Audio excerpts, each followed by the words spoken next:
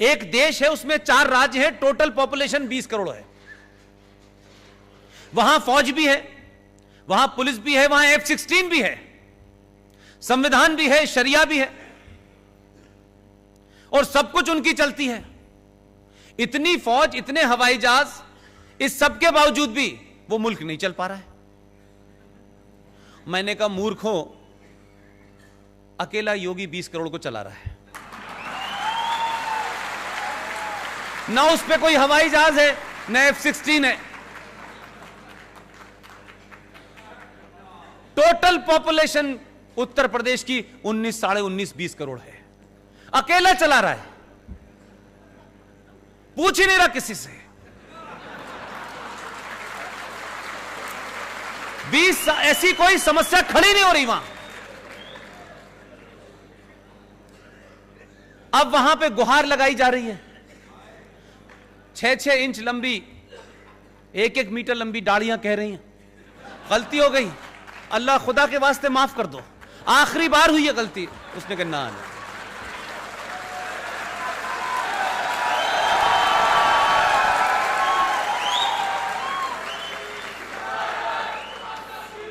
इसलिए मैंने कहा कि धन्य है आप लोग, समय रहते अपनी गलती का एहसास कर लिया और सही लोगों को चुनाया आपने।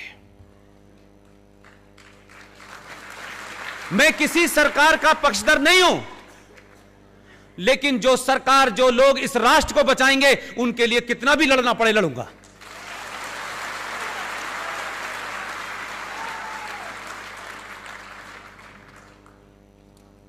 स्थिति वापस ले जाना चाहता हूं।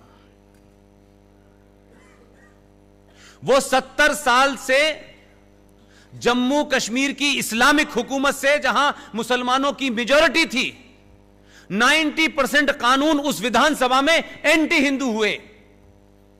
सरकारें आई, सरकारों को ब्लैकमेल किया गया, वहां का आतंकवाद, वहां का सेपरेटिज्म, और वहां की सरकारें एक साथ कोऑर्डिनेशन में काम करती थी।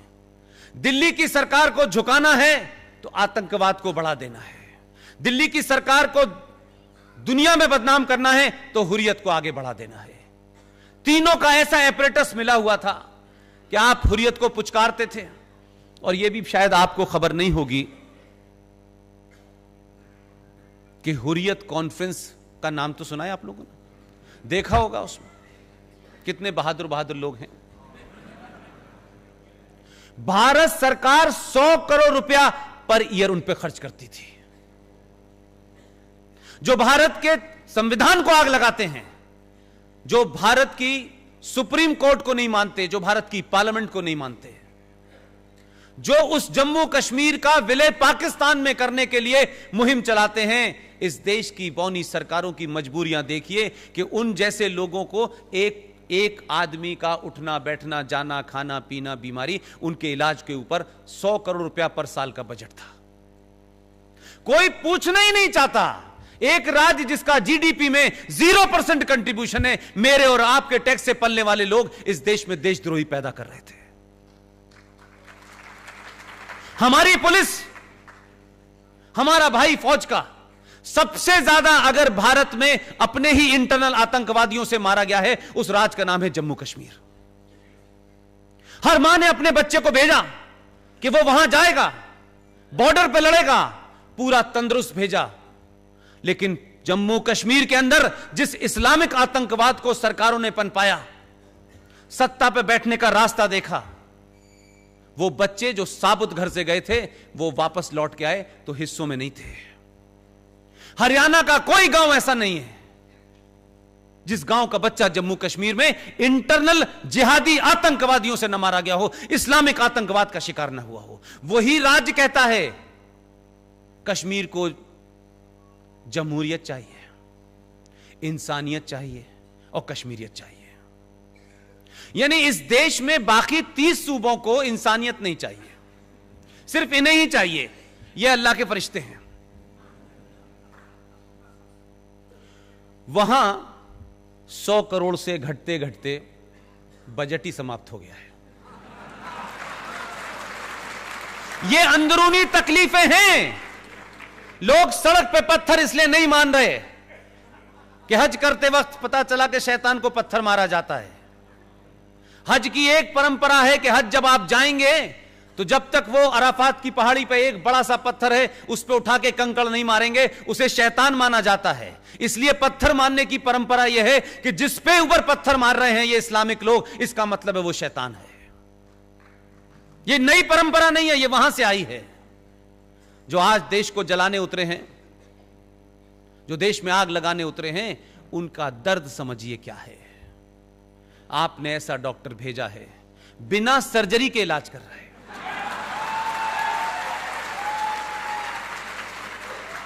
लोग एक बहुत बड़े कवि हैं, उनकी दो लाइनें मुझे इस स्थिति पे ज्यादा अच्छी लगती हैं। वो कहते हैं कि न जाने कैसा ये आलम हुआ कि लोग हंसते हंसते रोने लगे, रोते रोते हंसने लगे। ये स्थिति वही है। धारा 370 और 35 पे नहीं हटी है। धारा 370 और 35 को बारीकियों में अगर आप जानते, जितना मैं 20 साल से पढ़ते पढ़ते थक गया, ये धारा नहीं हटी है। ये भारत के अंदर, आजाद भारत में बौने नेताओं के दबाव में पिछले 70 साल में एक पैरेलल सत्ता थी, जो इनविजिबल सत्ता थी, जो आदर्श सत्ता थी, उसको समाप्त कर दिया है। संकट यह है कि लोग कह रहे हैं 335, 370, 370, लोगों को पता नहीं है दर्द कहां हुआ है। ये जो एक मैं बार बार कह रहा हूं कि जैसे ही आप इस देश में संविधान की बात करेंगे, कुछ लोग कहेंगे नहीं हमारा मजहब पहले है, हम आइन को नहीं मानते, हम शरिया को मानते हैं। जब उसने संवैधानिक तौर पे काम कर दिया तो बोले नहीं नहीं, हम संसद को नहीं मानते, हम भीड़ को मानते हैं। वो आदमी भी निराले भेजा है, वो इनको पूरा इस्लामिक बना के मानेगा, पीछे ही पड़ गया इनके। अल्लाह ने फरमाया है कुरान मजीद में एक जगह, मैं नहीं जानता कि वो कुरान पढ़ के आए हैं या नहीं पाए हैं, या उनके एडवाइजर उन्हें बता रहे हैं, लेकिन काम ठीक राह पे हो रहा है। कुरान मजीद में एक जगह लिखा हुआ है कि मुसलमानों, मेरे ऊपर ईमान लाने वाले लोगों,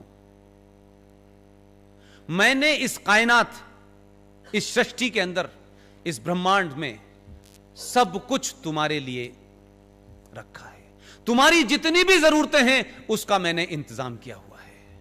मेरी एक ही शर्त है कि मैंने तुम्हें जिंदगी जीने के जो रास्ते बताए हैं उसी पे चलते रहना, और अगर तुम मेरे बताए रास्ते से उतरे तो मैं इस जमीन पे कुछ लोग भेजूंगा जो तुम्हें रास्ते पे ले आएंगे।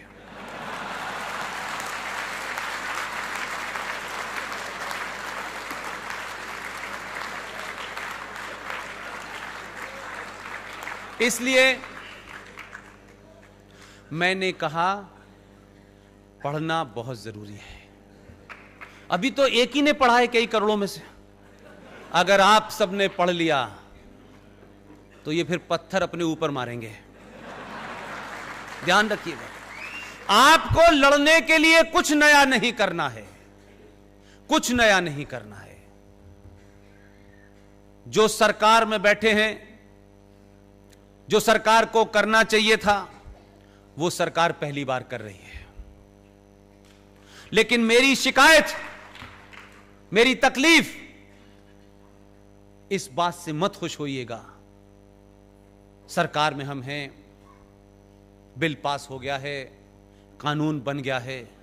कानून बहुत सारे बनते हैं इस देश में, लागू नहीं होते। आपकी जिम्मेदारी इस सरकार से 1000 गुना है।